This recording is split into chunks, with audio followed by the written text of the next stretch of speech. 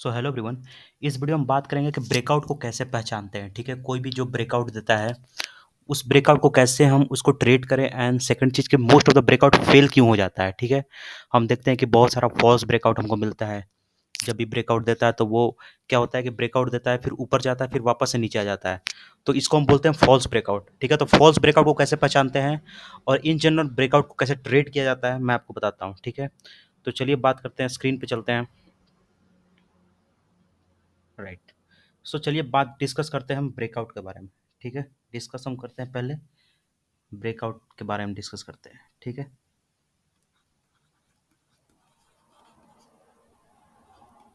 ठीक है, ब्रेकआउट के बारे में डिस्कस करते हैं। तो पहले समझते हैं कि ब्रेकआउट होता क्या है। ठीक है, तो ब्रेकआउट हम जानते हैं कि अगर ये एक रेजिस्टेंस है, ठीक है, ये एक रेजिस्टेंस है, और अगर ये नीचे का जो लाइन है ये अगर सपोर्ट है, ठीक है, तो अगर सपोज कोई स्टॉक है जो यहाँ पे एक बार आया, फिर वापस मुड़ गया नीचे, फिर एक बार ऊपर गया, फिर वापस नीचे आ गया, तो ये जो हमारा जो ऊपर का जो रेजिस्टेंस है और ये जो नीचे का जो सपोर्ट है, तो अगर इसने ये जो है, अगर इसको ऊपर ये अगर ब्रेक करता है, ठीक है, तो इसको हम बोलते हैं ब्रेकआउट। ठीक है, इसको हम बोलते हैं ब्रेकआउट। और अगर इसने नीचे, अगर इसको सपोर्ट को अगर इसने ब्रेक कर दिया तो इसको हम बोलते हैं ब्रेकडाउन। ठीक है, तो ये तो सिंपल चीज़ें हैं जो सब कोई जानता है। ठीक है, बट अगर अभी हम बात करते हैं मोस्ट इंपॉर्टेंट थिंग का, जो कि है कि एक ब्रेकआउट, अच्छा ब्रेकआउट कब होता है और कैसे पहचानते हैं बेस्ट ब्रेकआउट। ठीक है, तो अगर सपोज सपोज ये एक कंसोलिडेशन का मार्केट है, ठीक है, मैं बता रहा हूँ कैसे अच्छा एक ब्रेकआउट मिलता है। ठीक है, तो ये कंसोलिडेशन मार्केट है, ऊपर एक क्या है हमारे पास, ये एक हमारे पास, सॉरी, इसको डिलीट करना पड़ेगा। यस, सो सपोज ये एक कंसोलिडेशन का मार्केट है, राइट, एंड ये क्या हमारे लिए एक सपोर्ट हो गया, ऊपर से ये क्या हो गया हमारे लिए एक, ये हमारे लिए एक रेजिस्टेंस हो गया। ठीक है, और इसके बीच में मार्केट कंसोलिडेट कर रहा है। तो अगर सपोज ये ये जो है ये ब्रेकआउट देता है, ठीक है, अगर ये ब्रेकआउट दिया तो जितना लंबा कंसोलिडेशन होता है उतना अच्छा ब्रेकआउट होता है।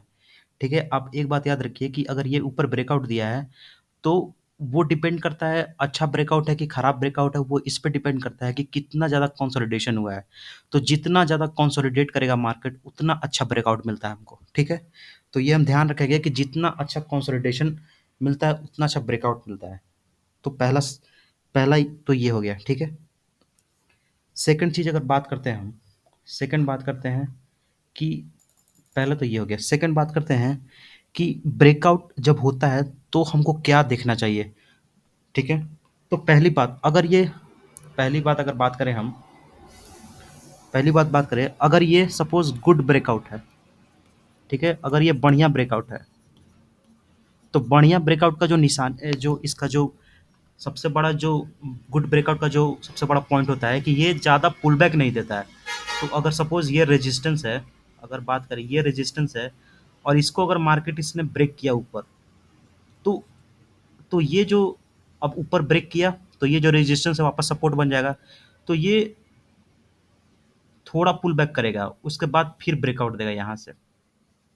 ठीक है, तो अच्छे ब्रेकआउट का क्या निशानी है कि वो ज़्यादा पुल बैक नहीं देता है। ठीक है, और खराब ब्रेकआउट का निशानी क्या है कि वो जैसे ही, जैसे सपोज यहाँ पे जैसे ही इसने इस रेजिस्टेंस को ब्रेक किया वापस नीचे आ जाएगा, तो ये हो गया खराब ब्रेकआउट और ये हो गया अच्छा ब्रेकआउट। ठीक है, अच्छा ब्रेकआउट का क्या मीनिंग है कि वो ज़्यादा पुल बैक नहीं देता है। ठीक है, वो सपोज अगर बात करें हम पुल बैक क्यों नहीं देता, कि सपोज बात करें हम कि अगर ये रेजिस्टेंस है और अगर सपोज यहाँ से कंसोलिडेट किया और ब्रेकआउट दिया, तो इसका जो ये हमारा जो ये रेजिस्टेंस लेवल है इसका 50% से अगर ज़्यादा ये पुल बैक कर गया तो ये खराब ब्रेकडाउन है, सॉरी ब्रेकआउट, खराब ब्रेकआउट है, मतलब फॉल्स ब्रेकआउट हो गया। बट अगर 50% नहीं, 30%, 10% या फिर 20% से ही ये पुल बैक कर गया, वापस पुल बैक किया गया, फिर इसके अपने इसने अपर हाई को तोड़ दिया, ठीक है? तो इसको हम बोलते हैं गुड ब्रेकआउट, ठीक है? तो नटशेल में बात क्या है कि 50% से ज़्यादा पुल बैक नहीं होना चाहिए अगर वो ब्रेकआउट देता है तो। अगर 50% ज़्यादा पुल बैक हो गया तो वो अच्छा ब्रेकआउट नहीं है, वो खराब ब्रेकआउट है। और अगर पुल बैक बहुत ही कम दे रहा है तो वो एक अच्छा ब्रेकआउट है, वो और ऊपर जाएगा और प्रीवियस हाई को ब्रेक करेगा, ठीक है? तो ये हो गया। अब बात करते हैं हम, जो नेक्स्ट चीज़ बात करते हैं हम कि बहुत सारे केस में आप देखते होंगे कि फॉल्स ब्रेकआउट देता है, ठीक है? तो फॉल्स ब्रेकआउट का क्या सबसे बड़ा जो मीनिंग होता है, अगर बात करें हम,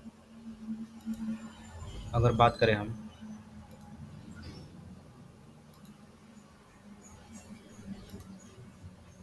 अगर बात करें हम फॉल्स ब्रेकआउट, ठीक है? फॉल्स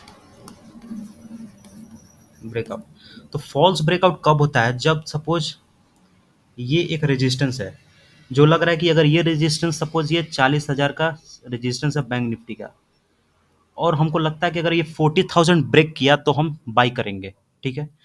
बट अगर सपोज मार्केट खुला यहाँ पे, सपोज मार्केट खुला सपोज मार्केट खुला 3905, 3900, 500 पे मार्केट खुला, और ये मार्केट खुला, यहाँ पे मार्केट खुला, फिर यहाँ से ऊपर जाके ये अगर इसको ब्रेकआउट करता है, ठीक है? यहाँ से ऊपर जाके ये ब्रेकआउट करता है, और इस वक्त अगर हम खरीदते हैं ब्रेकआउट पे तो ये ब्रेकआउट फेल कर जाएगा। तो रीज़न क्या है? सबसे बड़ा रीज़न है ब्रेकआउट फेल करने का, वो ये है कि आप देखोगे को कितना देरी चल चुका है, ठीक है? ये 500 पॉइंट जो है ऑलरेडी चल चुका है, उसके बाद 40,000 को ब्रेक कर रहा है, तो अगर आप उसको ब्रेकआउट पे खरीदेंगे तो आपका ब्रेकआउट फेल हो जाएगा। क्यों फेल होगा?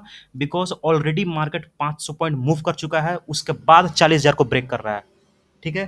तो इसको एग्ज़ाम्पल ऐसे भी समझ सकते हैं कि घोड़ा घोड़ा जो है वो चलते-चलते थक गया है, तो वो थोड़ा आराम करेगा।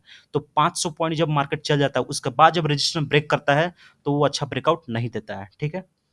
यहाँ पे अच्छा ब्रेकआउट कब देता है? अच्छा ब्रेकआउट तब देता जब मार्केट कहीं यहाँ पे खुलता, ठीक है? मार्केट कहीं यहाँ पे खुलता और थोड़ा-सा कंसोलिडेट करता, फिर ब्रेकआउट देता, तो ये अच्छा ब्रेकआउट मिलता।